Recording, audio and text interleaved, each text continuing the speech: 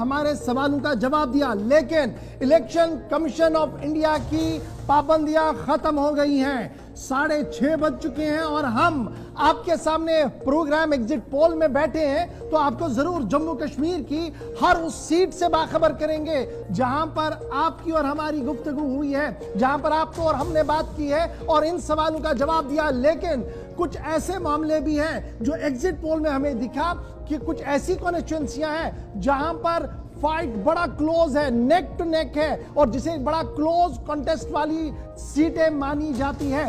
Exit poll का आगाज आज सबसे पहले उन्हीं सीटों पर करते हैं कि कौन सी ऐसी सीटें हैं जहां पर क्लोज फाइट है, और ये क्लोज फाइट कितनी होगी जब ये नताइज सामने आएंगे तब आपको हमारी इस बात का अंदाजा होगा। सबसे पहले Iltija Mufti, peoples democratic party की सदर महबूबा मुफ्ती की बेटी इल्तिजा मुफ्ती, उनके मुकाबले में Bashir Ahmad Veeri, doctor Bashir Veeri, national conference south Kashmir की वो सीट जिस पर सबकी नजर रहेगी। लेकिन इसे माना जा रहा है कि इजी वॉक न इल्तिजा मुफ्ती के लिए न बशीर वीरी के लिए, इसे टाइट फाइट वाले जुमरे में रखा गया है। ये पहला आंकड़ा ऑफिशियल गुलिस्तान न्यूज की तरफ से आपके सामने रखा जा रहा है। ऑफिशियली तो इलेक्शन कमीशन रखेगा, लेकिन दूसरी बात, जम्मू प्रोविंस शगुन परिहार भारतीय जनता पार्टी की लीडर है, पहली बार चुनाव में आई। सज्जाद किचलू मंजे हुए सियासतदान, फॉर्मर मिनिस्टर है जम्मू कश्मीर नेशनल कॉन्फ्रेंस को किश्तवाड़ से। इस सीट को भी टाइट फाइट सीट माना जा रहा है कि यहां पर मुकाबला 19-20 का है, बहुत नैरो मार्जिन होगा। अब ये narrow margin double digit triple digit तक नहीं जाएगा, बड़ा नैरो ही रहेगा। वापस साउथ कश्मीर की एक और सीट, अनंतनाग सीट, यहां पर doctor Mehboob Beg, peoples democratic party के चीफ स्पोक्स पर्सन, उनके सामने former president PCCI Pirzada Mohammad Saeed cabinet minister भी रह चुके हैं। मुकाबला यहां पर भी काफी ज्यादा दिलचस्प है, दोनों का ताल्लुक साउथ कश्मीर से है और 10 साल के बाद चुनावी दंगल में आए हैं। और ये इंतहाई अहम सीट जहां पर सबकी नजर थी, क्योंकि यह मामला former chief minister vice president National Conference Omar Abdullah का था।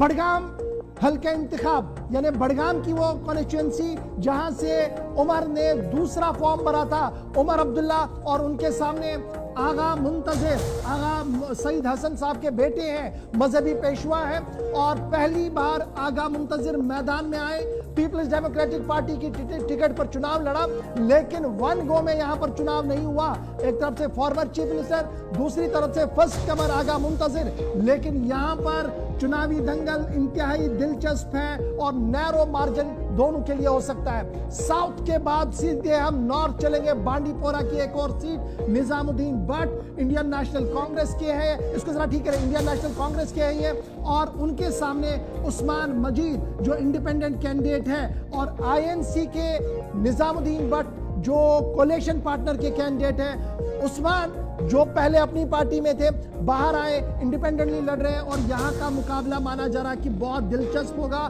फाइट बाग काफी टाइट है। और उसके फौरन बाद जम्मू आइएगा, विनोद जी आपको बताएंगे कि डॉक्टर नरिंदर सिंह बीजेपी और रमन बल्ला आरएस पोरा जम्मू साउथ।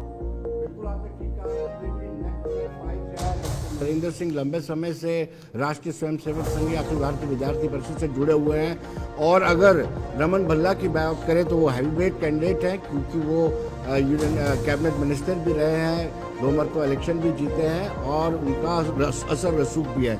इसलिए इसको, इस सीट को भी हमने बिल्कुल जो टाइट टफ सीट्स हैं उनमें शुमार किया गया है। उसके बाद हम बारामूला की बात करेंगे। मैं जम्मू प्रोविंस को ज़्यादा दोहरा लेता हूँ जी। हीरानगर राकेश चौधरी हैं और वो कांग्रेस की टिकट से लड़ रहे हैं, पहली बार कांग्रेस की टिकट से लड़ रहे हैं। और दूसरी ओर एडवोकेट विजय शर्मा है। विजय लंबे समय से भारतीय जनता पार्टी के साथ जुड़े हुए हैं, अभी ये सीट ओपन हुई है, तो यहाँ भी नेक टू नेक फाइट है। फिर बाहू की बात करेंगे जी। हीरानगर के बाद जरा फटाफट से एक और बड़ी सीट पर आते हैं, बाहू वाली सीट, जहां पर विक्रम रंधावा एक तरफ से भारतीय जनता पार्टी के सीनियर लीडरों में इन्हें माना जाता है, और दूसरी तरफ से इंडियन नेशनल कांग्रेस के तरनजीत सिंह टोनी, टीएस टोनी, ये जीडीसी रुकन भी रह चुके हैं और पहली बार बाहू सीट से अपनी किस्मत आजमा रहे हैं। लेकिन फाइट बड़ी क्लोज है, टाइट फाइट में विक्रम रंधावा वर्सेस तरुण सिंह टोनी, बाहू सीट जम्मू की, जहां पर सबकी नजर रहेगी।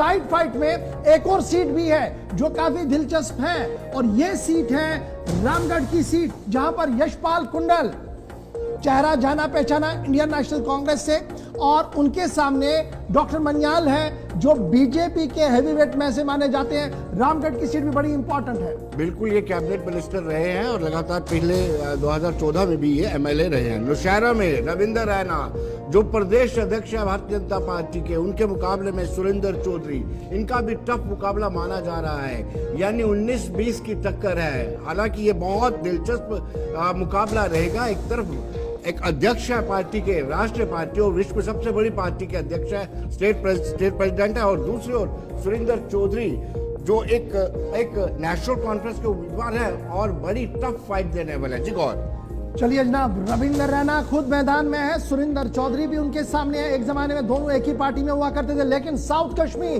बारामुल्ला, यहां पर भी फाइट इंतहाई टफ। मुजफ्फर हुसैन बेग आजाद उम्मीदवार है, इंडिपेंडेंट है, फॉर्मर चीफ मिनिस्टर रह चुके हैं और मैदान में आए हैं। मुकाबला अवामी इत्तेहाद पार्टी, शोएब लोन सामने बताया जा रहा है, डिस्पाइट द फैक्ट कि 2-3 पार्टियां और भी है मैदान के अंदर, लेकिन डायरेक्टली मुकाबला शोएब नबी लोन फॉर्मर एमएलए रह चुके हैं। लेकिन अवामी इत्तेहाद पार्टी इंजीनियर रशीद के दौरान जब चुनाव आया था लोकसभा का, तो ये एक मेजर पार्टनर के तौर पर उभर कर आए थे, नॉर्थ कश्मीर को मोबिलाइज भी किया था, इसलिए इस सीट को काफी टाइट सीट माना जा रहा है। लेकिन मुजफ्फर हुसैन बेग पहाड़ी भी है, फॉर्मर डिप्टी चीफ मिनिस्टर भी है, और ये मान लीजिएगा एक असर वाले भी है, लेकिन तब भी काफी टाइट सीट पे चली गई। और एक और सीट जो करना है, जो हम सबसे पहले आपको बताते हैं, करना, केरन, टंगडार, ये सारे इलाकों में हम घूमे हैं, और घूमने के बाद आपसे बात करने के बाद जो बात सामने आई वो करना से यही आई कि डॉक्टर नसीर अमाम पीपल्स कॉन्फ्रेंस के उम्मीदवार हैं। मुकाबला उनका है जावेद मिर्चाल जो जम्मू कश्मीर नेशनल कॉन्फ्रेंस में आए हैं। करना जो एनओसी वाली सीट है, मुकाबला इंतहाई दिलचस्प है, क्योंकि यहां पर हर तरफ से वोटर बाहर आया, हर एक कम्युनिटी ने वोट किया, इसलिए मुकाबला 19-20 वाला माना जाता है।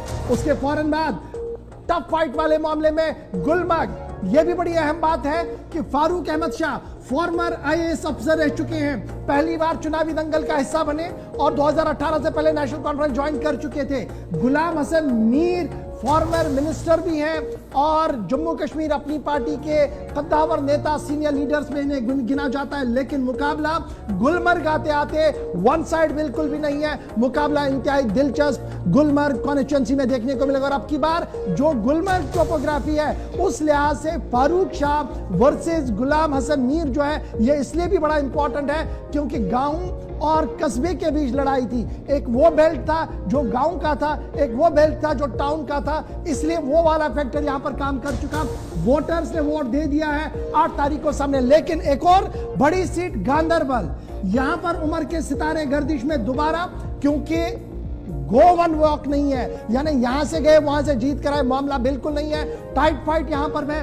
उमर अब्दुल्ला और गांदरबल में मुकाबला बशीर मीर पीपल्स डेमोक्रेटिक पार्टी के कंगन से है, गांदरबल से लड़ रहे हैं। लेकिन अपना कैंपेन दोनों ने बड़ा जबरदस्त किया और उमर का टोपी उतारने वाला वीडियो क्या यहां पर काम आएगा? इधर रुकिएगा, एक कमेंट पहले मैं विनोद जी से लूंगा इसी मुद्दे पर। उमर का टोपी उतारकर गांदरबल की आवाम से अपील करना कि अब की बार मेरी इज्जत आपके हाथ में है, लेकिन जो हम बता रहे हैं कि गांदरबल इजी वॉक नहीं है, टाइट फाइट है। बिल्कुल गौर, आपने ठीक कहा कि उमर अब्दुल्ला ही एक से शख्सियत थी जिन्होंने जब नोटिफिकेशन जारी होने से पहले ही कहा था कि मैं ऐसी यूटी में इलेक्शन नहीं लड़ूंगा जहां एक चपरासी ट्रांसफर करने के लिए मुझे